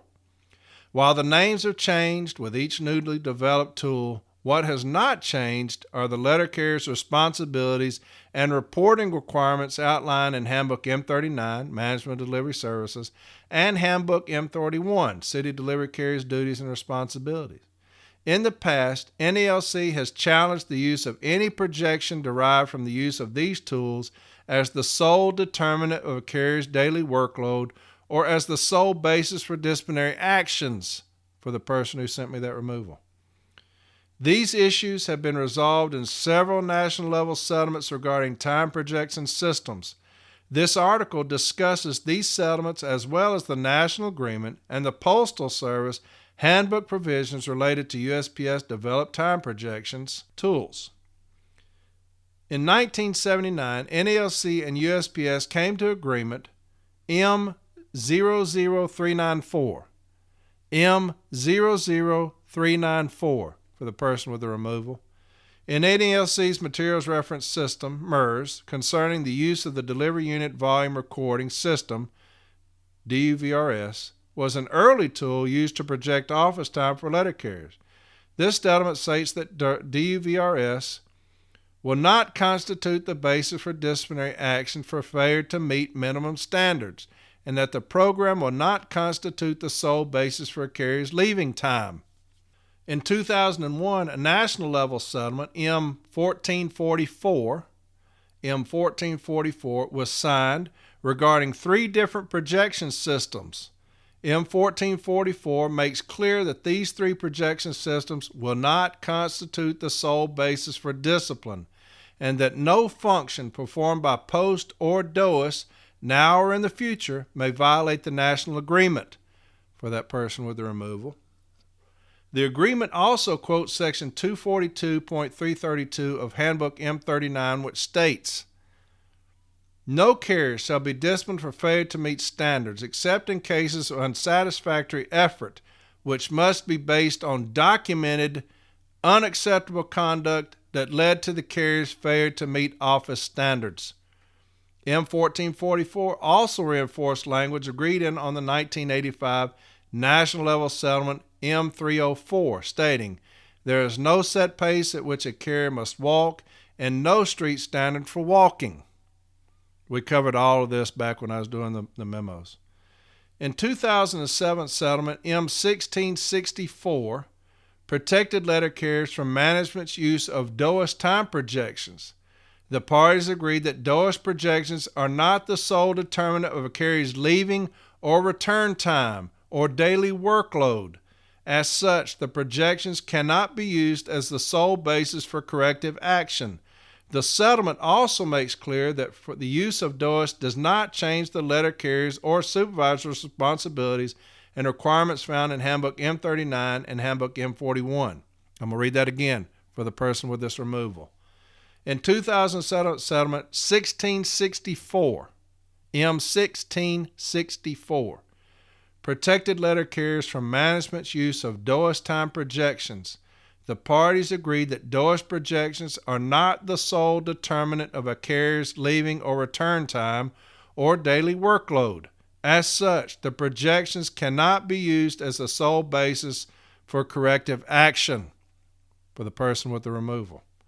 The settlement also makes clear that the use of DOIS does not change the letter carrier's or the supervisor's responsibilities and requirements found in Handbook M39 and Handbook M41. In 2011, NALC and USPS settled a national level interpretive dispute over management's use of an office efficiency tool developed in the Greater Indiana District. This settlement, 1769 M1769, extends the same protections contained in M1664 to management's use of the office efficiency tool. That was the subject of this grievance. The terms of M1769 also are applicable to any management office or street time projection tool system currently in use or similar tool system developed in the future. The language states, "The subject office efficiency tool is a management tool for estimating a carrier's daily workload. The office efficiency tool used in the Greater Indiana District or any similar time projection system tool will not be used as the sole determinant for establishing office or street time projections. Accordingly, the resulting projections will not constitute the sole basis for corrective action. This agreement does not change the principle that pursuant to Section 242.332 of Handbook M39, no carrier shall be disciplined for failure to meet standards except in cases of unsatisfactory performance, which must be based on documented, unacceptable conduct that led to the carrier's failure to meet office standards. Furthermore, as stated in the agreement for case there is no set pace at which a carrier must walk and no street standard for walking." So those of y'all who are fighting your 1017B entries because management did a one-day $39.99 and said that they're going to show a demonstrated performance, use these same memos. We have no set pace for walking. What they're trying to do is give you a demonstrated performance on a light day. Every day is different. If you've worked at the post office for a week, you know that every day is different. There are different situations out there. That's what they're trying to do. When the TRAP comes in and they say, "Hey, your route is 8 hours and 30 minutes. Management will immediately find a day where you have no mail. We're going to do a $39.99 on you. We're going to walk with you. You got done in 7 hours. So from now on, when you get the same volume, 7 hours. Use these same memos and the same language out of the M39. There's no set pace at which a carrier must walk, and there's no street standard for walking. That's what they're trying to do. That's how you're going to beat the 1017B entry, okay? That's one of the ways you're going to beat it. Projections are not the sole determinant of a carrier's leaving or return time or daily workload. The use of any management-created system or tool that calculates a workload projection does not change the letter carrier's reporting requirements outlined in Section 131.4 of the Handbook M41. The supervisor's scheduling responsibilities outlined in Section 122 of Handbook M39, or the letter carrier's and supervisor's responsibilities contained in Section 28 of Handbook M41. So to the individual that got removed, when they're using DOAS and you called and you told them you couldn't make it, and they said, yes, you can based off of this, and you called back and you said, hey, I can't make it, you did exactly what you're required to do. You put them on notice. I'm not going to be able to make it. What do you want me to do? Keep going. Well, it's going to violate my restrictions. Keep going. Okay? When you brought the mail back, you did exactly what you're supposed to do.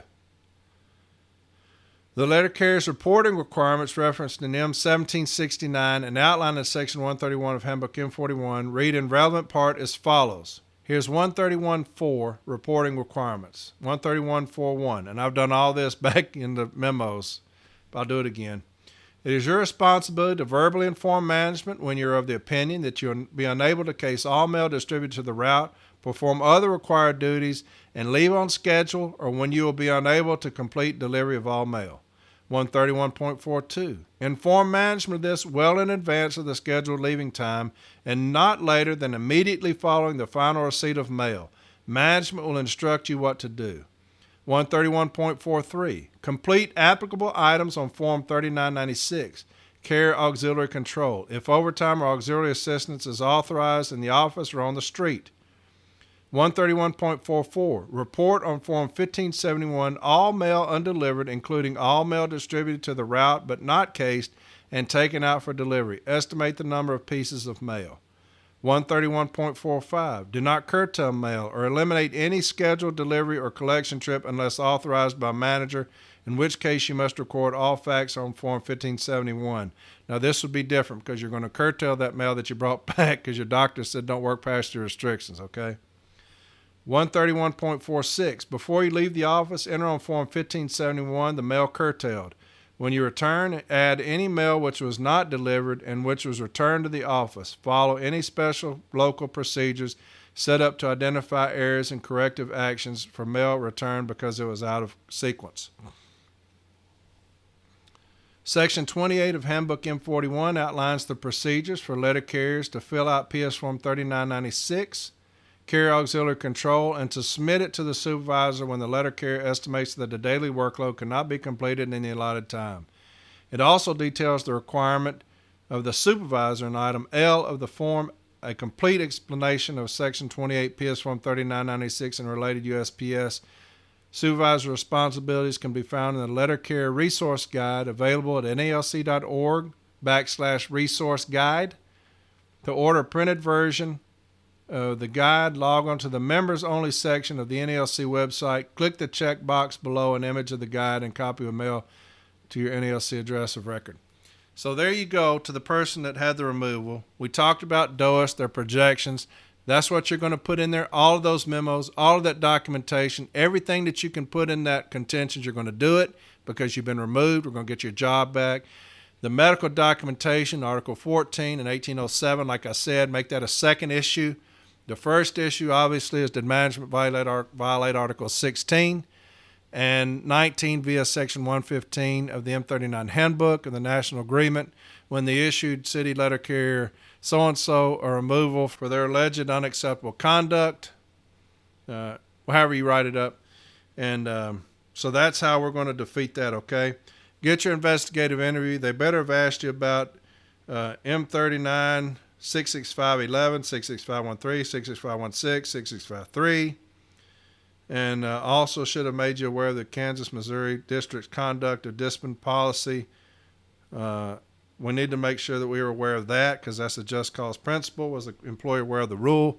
So, that's what I'm talking about. When you get discipline, you should be able to defeat that in minutes when you look at it, okay? You've got reviewing concurring authority, electronic signature. I always question electronic signature. You didn't do nothing. Okay? So there's that one. I think I've got another one. Oh, yeah, here's another one. Some discipline somebody told me, and I said that I'd talk about it here. This is a letter of warning dated March 31st of 2023. And it says, this official disciplinary letter of warning is being issued to you for the following reasons. Charge, disobedience to orders given, failure to follow instructions. Listen to me now. Listen to me, new stewards. Let's defeat this for this person, okay? It's our first step to our removal. Letter of warning. They're just as important as removals are. Okay, so new stewards, let's listen. This is official disciplinary letter of warning is being issued to you for the following reasons. Charge, disobedience to orders given, failure to follow instructions. Specifically, on March 2nd, 2023, you were instructed to deliver all mail. You failed to obey orders that was given. This is not a new rule or new expectation. It is a daily expectation that all carriers adhere to. Your actions are a violation of postal regulations, Employee and Labor Relations Manual, 665 Postal Service Standards of Conduct, 66513, discharge of duties. Employees are expected to discharge their assigned duties conscientiously and effectively. 66515, obedience to orders. Employees must obey the instructions of their supervisors. If an employee has reason to question the propriety of a supervisor's order, the individual must nevertheless carry out the order and may immediately file a protest in writing to the official in charge of the installation or may appeal through official channels. Handbook M41, City Carrier Delivery Duties and Responsibilities. 131.41, Reporting Requirements. It is your responsibility to verbally inform management when you are of the opinion that you will be unable to case all mail distributed to your route, perform other required duties, and leave on schedule, or when you will be unable to complete delivery of all mail. This action was taken to impress on you that you must correct your work deficiencies and demonstrate adherence to postal regulations. Failure to meet the above stated or other legitimate work expectations may result in further discipline up to and including removal from the Postal Service. So here's the charge. Specifically on March 2nd, 2023, you are instructed to deliver all mail. You failed to obey orders that was given. This is not a new rule or new expectation. It is a daily expectation that all carriers adhere to. What in the fuck happened? What'd I do? How did I fail to obey orders? On March 2nd, you're instructed to deliver all the mail. You failed to obey the order. How? What'd I do? Did I bring something back? No idea. I would give that to an arbitrator the very beginning of the arbitration. I would take to that page. And I would say, if you can tell me what happened here, we can end this arbitration right now. This is my opening. Mr. Arbitrator, if you turn to page so-and-so, if you can tell me what happened right now, I'll get up and walk out of here, and we'll take this letter of warning. Because that's the charge.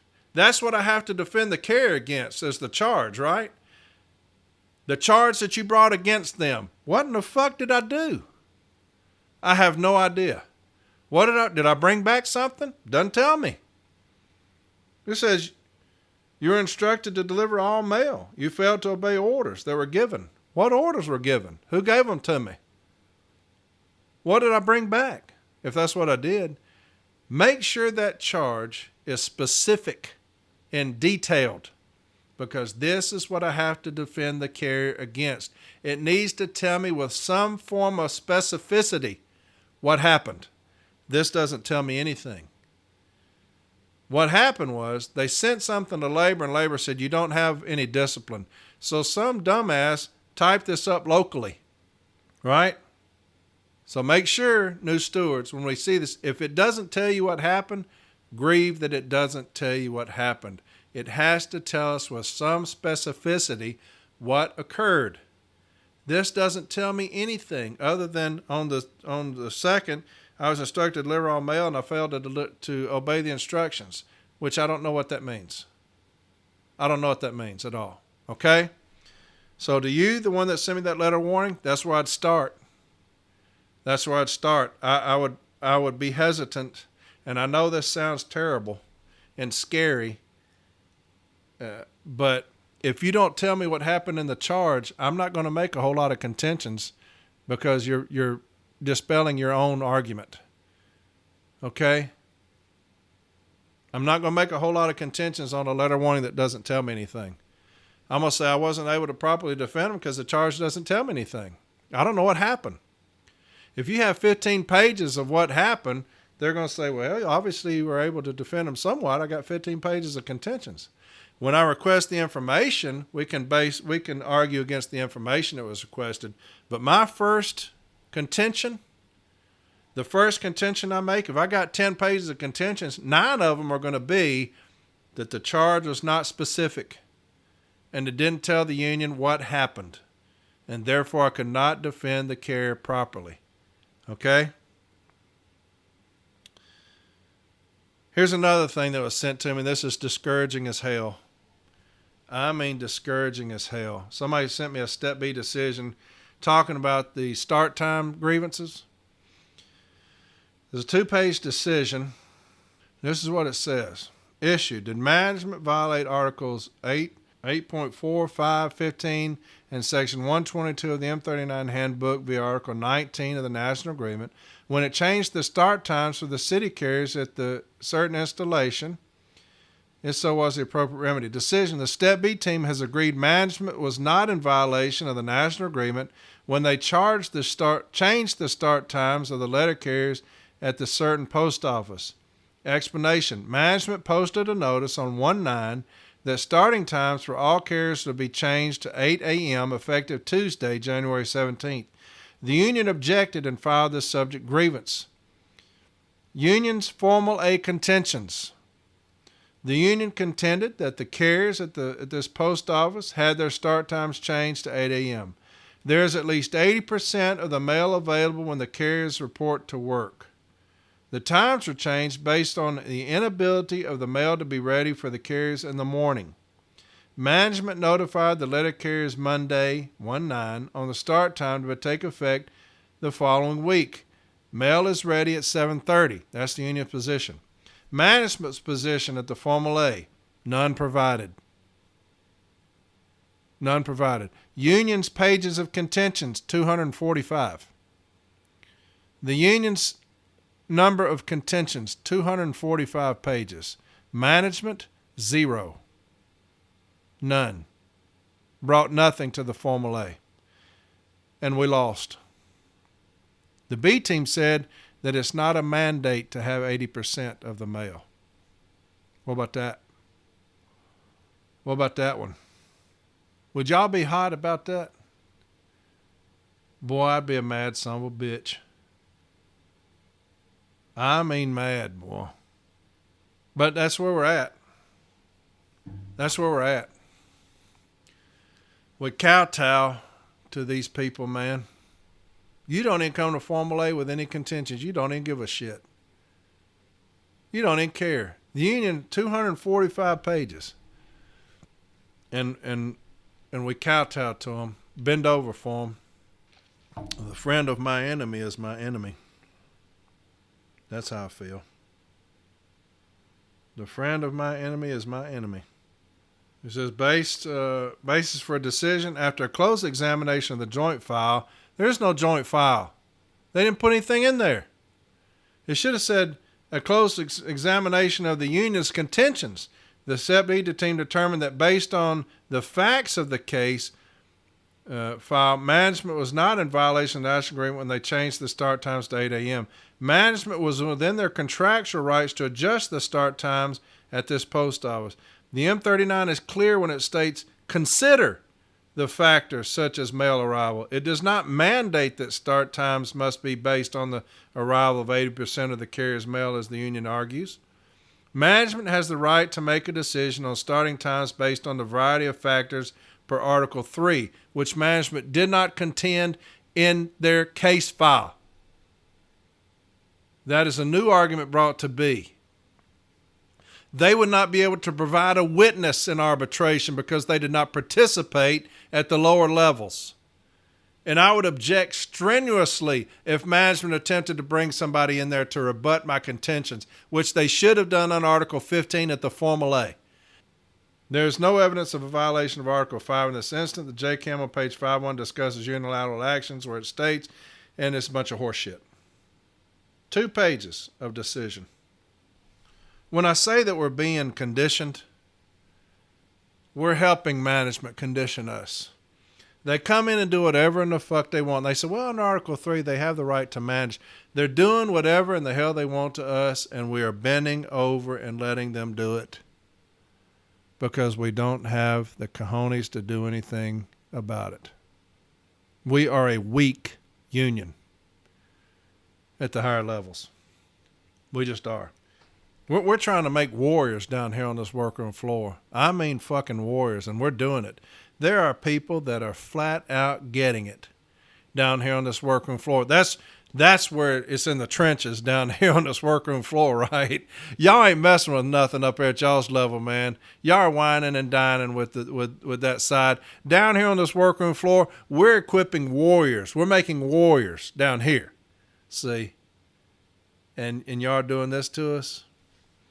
Remember when I said the friend of my enemy is my enemy? That goes for y'all too. That goes for y'all too. Believe that. That goes for the union too when I say the friend of my enemy is my enemy. Give me the carriers on this workroom floor. I'll go to war with them. I'll go fight with them. That's who I want to fight with. I don't want to fight with somebody who I don't know if they're going to take off running from me because you've been too busy kissing the crack of management. When shit hits the fan, you ain't going to be there. Give me the warriors on the workroom floor who deal with it every damn day with the sorriest pieces of shit you've ever seen in management coming in there trying to fuck with us. And every day we strap it up, baby, and go in there and get it. All right, I'm going to go over this, and then I got one more thing. Holy smokes, 2 hours. I told you I was going to be long. I had somebody send me this, and we're going to talk about this, and I'm going to talk about one more thing. I know it's long. It's a lot, but somebody sent me this the other day, and this kind of goes along with the removal I talked about earlier. And it says, subject, request informal work assignment accommodation 5 days per work week. The Postal Service is entitled to periodically review all employees' work restrictions. Please submit medical documentation dated no earlier than 30 days prior to the date of this letter that includes, it's cut off, objective information regarding your current work restrictions. Inclusive of this request is the objective medical information that precludes you from working more than 5 days in a work week. Failure to submit the required updated medical information could result in termination of your informal work assignment. Medical documentation should address the following: an explanation as to the nature of the employee's illness and injury sufficient to indulge to management that the employee is unable to exceed 5 days per work week. The information to describe the specific activity limitations that are recommended. Number of hours standing, walking, repetitive motion of an affected shoulder, etc. The rationale for the restriction and objective documentation of the medical condition that necessitates the activity restrictions. Anticipated duration of the restriction. Please submit this updated medical documentation directly to the medical unit within 30 days of receipt of this letter. You can mail the documentation to United States Postal Service, Occupational Health Service, blah, blah, blah. Sincerely, this dumbass. So we've got another one of these. They talked about that on the removal. I'm going to read something to you. It's a little lengthy, and I apologize. But it's going to help us here. And this is something Jeremy's going to put up for you. It's very, very good. It's a lot of reading. So I apologize, okay? We're already at 2 hours, but I said I was going to do this. It's a grievance that's out of a certain district, NALC informal step A contentions, and these are the contentions. These are the individual who sent me that about the medical documentation, and it's also for this removal notice, okay? The union alleges a violation of the above cited articles when management established new policies outlined in the SOP relating to the establishment of new criteria and requirements for letter carriers who may not work beyond 8 hours in a service day and or 40 hours in a service week due to medical reasons. That sound familiar? You know what I just read? The SOP includes the following requirements in part. An employee that has a non-job related illness or injury and requires limited work hours must submit a written request to their installation head requesting limited hours. The written request must be supported by a medical statement from a licensed healthcare provider with the following information. Nature of condition, that was one of those. Medical rationale for work hour limitation, the exact same thing we read. Actual number of hours limited per day per week, and the duration of the limitation. All of those things I just read to you off of the one we just got. At the request of the supervisor or manager to the OHS staff will assist by reviewing the medical documentation to benchmark the request against established occupational medical principles. The OHS staff will communicate the results of the review to the supervisor manager via email. The SOP policy established relative to 8 and or 40-hour work restrictions violates the national agreement in several aspects.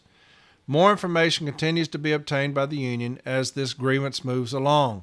There is no contractual authority for all requirements related to the request for medical information, and additionally, there is no authority for establishing any benchmarks against established occupational medicine principles. Such request for detailed medical reasoning to support 840 work restrictions violates the following. JCAM page 22 provides. Article 2 also gives letter carriers the contractual right to object to and remedy alleged violation of the Rehabilitation Act through the grievance procedure. Postal Service guidelines concerning reasonable accommodations are contained in Handbook EL 307, Guidelines on Reasonable Accommodation. Arbitrator Snow, in national level case there, found that requests for 840-hour limits are not subject to a light-duty request and added in part, there's another reason for concluding that the parties did not bargain for management to enjoy an unfettered right to include overtime as a requirement of any job. The parties intended their relationship to be circumscribed by the law, including such legislation as the Rehabilitation Act of 1973 and the ADA. Such implicit limitations on the parties' relationship cannot be ignored. Management's authority to assign overtime work must be understood within the context of laws such as the Americans with Disabilities Act. The employer's authority to order overtime is not unfettered, and such overtime assignments cannot be viewed as an implied part of every job description.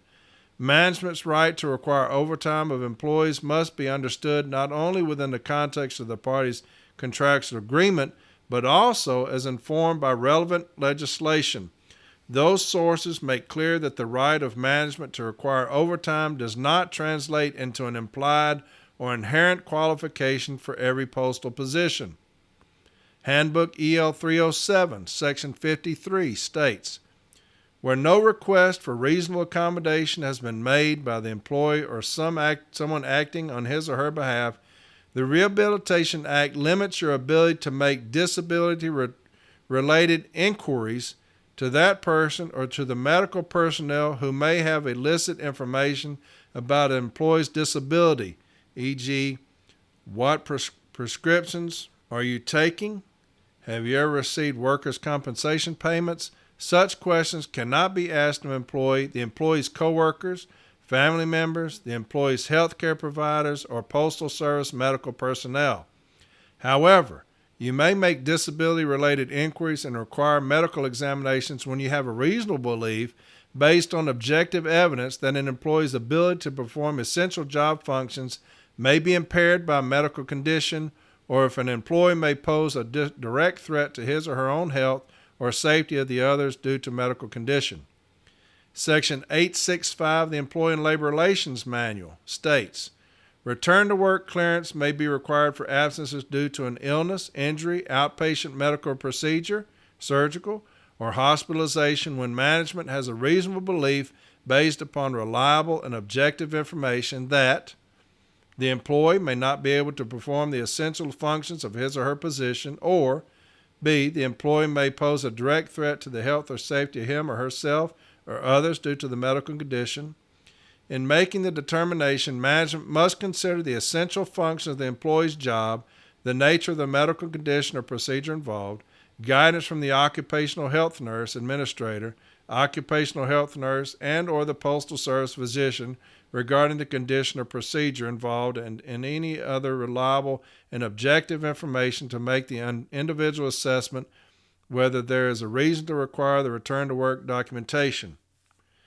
The SOP policy as outlined in the case file must be declared in conflict with the national agreement and immediately rescinded.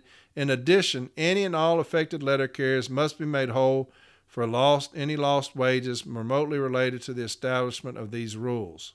Goes on, formal step A contentions. In addition to the positions outlined in the case file, the union adds that the DOS decision cited by the service is not dispositive of the issues here. That decision is specific to ELM 513-332, and the right to request info is specifically to determine if A, the absence is FMLA related, B, it's a job-related injury, or 3, for RTD as per ELM 865-513-332. Additionally, that decision does not consider Rehab Act requirements for every instance. From our viewpoint, DOS does not cover this issue. There is no contractual authority for management to require medical inquiries, including rationale or nature of condition, when an employee submits a document that states that he/she cannot work more than 8 hours in a day or 40 hours in a week. Such requests should be granted based solely on the submission of a note from a treating physician that states the basic restriction. Any further medical documentation requirements are in conflict with and in violation of the national agreements as stated within the grievance. When management was stopped from considering requests for limited work hours as light duty, it is clear that they attempted to continue the exact same requirements for medical documentation using the term light duty. Everything else is the same. But I'll have this up. It's got all the language that I just talked about. So if you're getting these letters to provide medical documentation for your restriction, I'd grieve that. I'd grieve it. For that person that in the removal, I'd put all this in there as well. When your manager said that they sent you a letter, Jeremy's going to put this up for you. It's very good. It's out of Region 3. And I would put this entire thing in there. It's quite lengthy, but it's very good. Next week, I was going to do load times this week, but we're on two hours. I'm going to do this load truck feature. They can't do that. It's a grievance. Okay? Headquarters sent out an SOP talking about that's for new hires. But you got 20-year carriers out there doing a damn load truck feature. Why? Why? That's stupid. And people that say don't worry about it, worry about it. Why? Because fuck management. That's why. That's why we do everything as shop stewards, right? Anything they do, I'm grieving it. I said that 1,000,000 times. But next week, we'll do the load truck feature. We're going to grieve that, and we're going to win it. We've grieved it here in the national installation. JB sent me the contentions, also the SOP. And so we'll do that. There's some other things that people have sent. I was going to do that tonight, but I did a damn hour rant in the beginning, so I apologize about that. But we're going to do this load truck feature grievance next week. Some other things I'm going to have JB come on there. There's a lot of stuff he needs to do because he's not doing any podcasts. He needs to get his ass back in here and do one, okay? So, hey, I love y'all to death, man. It's good to be back. Thank you again to John last week for coming on here doing a fantastic episode. I've got Mr. Billups going to come on and fix that for me so I can quit screwing that up.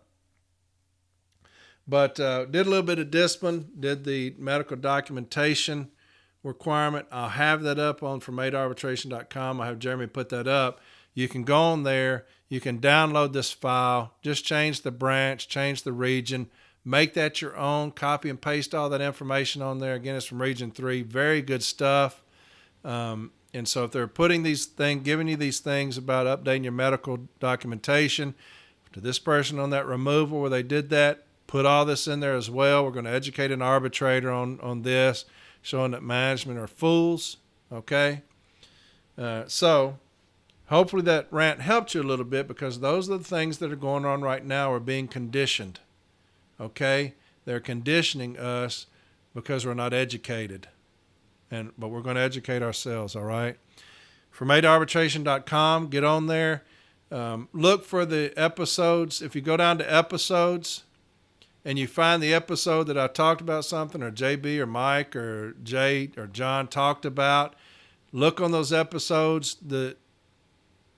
It'll prompt you to the sites and stuff on that episode, so that'll help you, okay? Thank you to Jeremy for that. The shirts are coming, all right? Jeremy has taken that over, him and Lindsay. He's had to go through the nonprofit, so we're doing all that paperwork now. We're having to sign all this, get a committee together.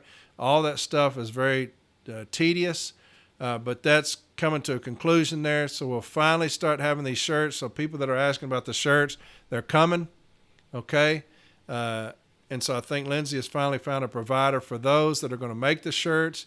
But we had to get the nonprofit, because I'm not keeping any of the money. I'm giving all the money to MDA. So I wanted to make sure I wasn't hit with a big tax for all this money, because I ain't keeping it. And so thank you to Jeremy for doing that on the nonprofit. From Ada Arbitration, the Facebook page, Miss Lindsay Brzee, she's doing a fantastic job there. Y'all are doing a fantastic job of interacting with her. She does a great job, man. She's a great girl. Discord, that's booming. That has tripled in people that have gotten on there. If you go to FromAdaArbitration.com, it will have a prompt to Discord, also to Reddit. That dude does a fantastic job. Some hilarious stuff on there he does about episodes. And so get on there as well. Also the YouTube channel, Jeremy does that. It's great. You can actually see things. He's got documentation for you there to look at. That's the YouTube channel. Let's see what else we got. I think that's it. If I missed something, I apologize. But y'all have a fantastic week, okay? We're in this fight. We're in this fight, okay? We're in this fight. Love on your real carrier brothers and sisters, right? Because the enemy of my enemy is my friend at the end of the day. And they are the enemy of my enemy, who is management, right? And the friend of my enemy is my enemy, whatever title you have, right? Whatever you have on your shirt, whatever it says, I don't care. But the friend of my enemy is my enemy, regardless of who you are.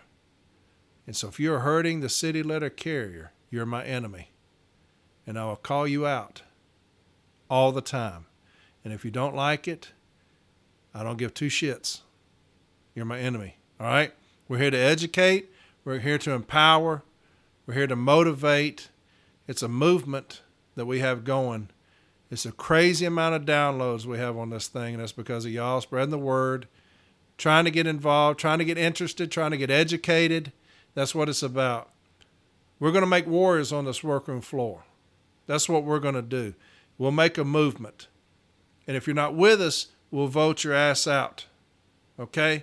And we'll have people in position that are with us, that won't do stupid things like these business agents are doing, that won't do stupid things like these B teams are doing, that won't make dumb decisions like the NLC at the highest level are doing. We'll get people in place that are there for one reason and one reason only, to protect city letter carriers. That's all I care about. Everything else is just white noise. I don't care about it. It doesn't affect me, doesn't bother me. I don't care about you. You're irrelevant to me. The only thing that's relevant are those in light blue. All right? Y'all have a great week. I love y'all to death. All right? We're going to keep fighting. I promise you that. We ain't going nowhere. I'll talk to you next Sunday. We'll do the load truck feature grievance. That'll be very good for you. And some other things that have come in, dog bites, accidents, and things like that are going to be covered next week as well. Okay? You have a great rest of the week, and I'll talk to you next Sunday. Bye.